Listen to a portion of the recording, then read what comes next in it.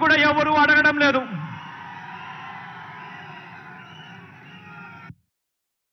చాలు మీ కష్టం నా కష్టంగా భావించి ఈరోజు ప్రతి అవ్వకు, ప్రతి తాతకు, ప్రతి చెల్లెమ్మకు, ప్రతి అక్కకు ఈరోజు తోడుగా అండగా నిలబడే కార్యక్రమం ఈరోజు మీ బిడ్డ పరిపాలనలో మాత్రమే జరుగుతా ఉంది అని కూడా చెప్పడానికి గర్వపడతా ఉన్నా. గతంలో గుర్తు చేసుకోమని అడుగుతా ఉన్నా మిమ్మల్ని అందరినీ కూడా. గతంలో ఎన్నికలకు 6 నెలల ముందు వరకు కూడా ఎంతమందికి పెన్షన్లు ఇచ్చేవాళ్ళు అని అంటే కేవలం 39 లక్షల మందికి.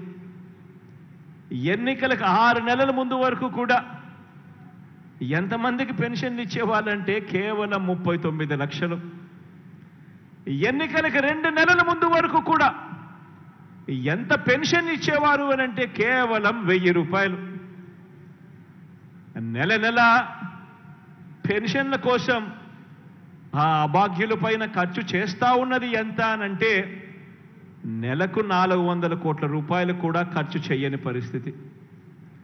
ఈరోజు మీ బిడ్డ పరిపాలనలో జరిగిన మార్పు గమనించమని అడుగుతా ఉన్నా.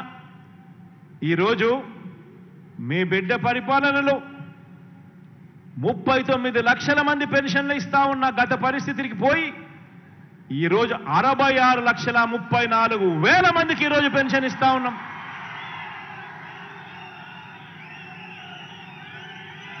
గతంలో 1000 రూపాయలు పెన్షన్ ఇస్తా ఉన్న పరిస్థితి పోయి మీ బిడ్డ ముఖ్యమంత్రి అయిపోయిన వెంటనే తొలి సంతకం మొట్టమొదటి రోజు నుంచే పెన్షన్ 2250 రూపాయలకు పెంచి ఆ తర్వాత ఇచ్చిన మాట ప్రకారం ఆ పెన్షన్ పెంచుకుంటూ పోయి ఈరోజు 3000 దాకా తీసుకొని పోయిన పరిస్థితులు ఈరోజు కనిపిస్తా ఉన్నాయి.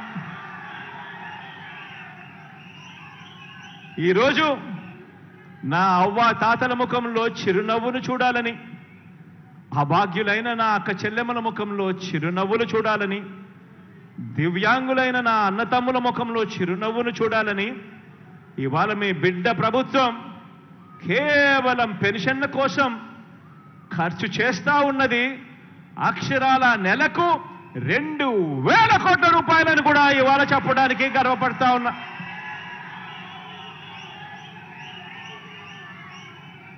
ఆలోచన చేయమని అడుగుతా ఉన్నా. ఎక్కడ 1000 రూపాయలు, ఎక్కడ 3000 రూపాయలు, ఎక్కడ 39 లక్షల పెన్షన్లు, ఎక్కడ 66,34,000 పెన్షన్లు, ఎక్కడ నెలకు 4